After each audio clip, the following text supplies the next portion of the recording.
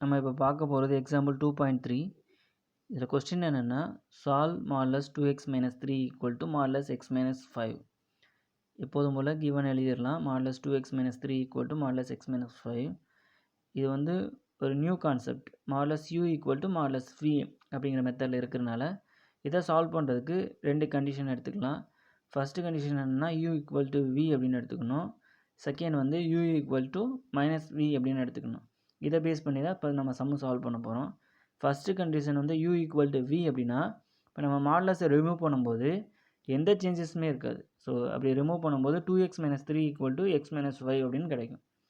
இதில் left hand சைடில் இருக்கக்கூடிய 2x மைனஸ் 3 அப்படிங்கிறதுலேருந்து மைனஸ் 3யை ரைட் ஹேண்ட் சைடு எடுத்து வந்தோம்னா மைனஸ் 5 ப்ளஸ் 3 அப்படின்னு கிடைக்கும்.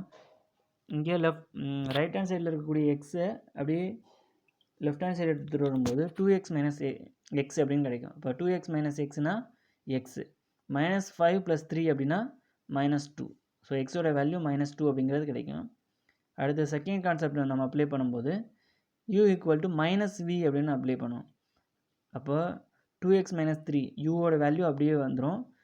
வியோட வேல்யூ எக்ஸ் மைனஸ் 5, அதுக்கு முன்னால் மைனஸோட சிம்பிளை நம்ம சப்ஸ்டியூட் பண்ணோம்னா மைனஸ் எக்ஸ் மைனஸ் 5 அப்படின்னு கிடைக்கும். ஸோ இந்த மைனஸ் சிம்பிளை உள்ளே மல்டிபிள் பண்ணும்போது மைனஸ் எக்ஸ் ப்ளஸ் 5 அப்படின்னு கிடைக்கும். இப்போ 2x minus 3 equal to minus X plus 5 அப்படின்னு கிடைக்கும். இதில் எக்ஸை மட்டும் லெஃப்ட் ஹேண்ட் சைடு எடுத்து வந்தோம்னா 2x ப்ளஸ் எக்ஸ்ன்னு கிடைக்கும். மைனஸ் 3யை அப்படியே ரைட் ஹேண்ட் சைடு எடுத்துகிட்டு போகும்போது 5 ப்ளஸ் 3 அப்படின்னு கிடைக்கும். இப்போ 2x ப்ளஸ் எக்ஸ் அப்படின்னா 3x, 5 ப்ளஸ் 3 8. இப்போ எக்ஸை மட்டும் அந்த சைடு வச்சுட்டு 3யை ரைட் ஹேண்ட் சைடு கொண்டு வரும்போது 8/3 அப்படின்னு கிடைக்கும். ஸோ எக்ஸோட வேல்யூ 8/3 அப்படின்ட்டு நம்மளுக்கு கிடச்சிருக்கு.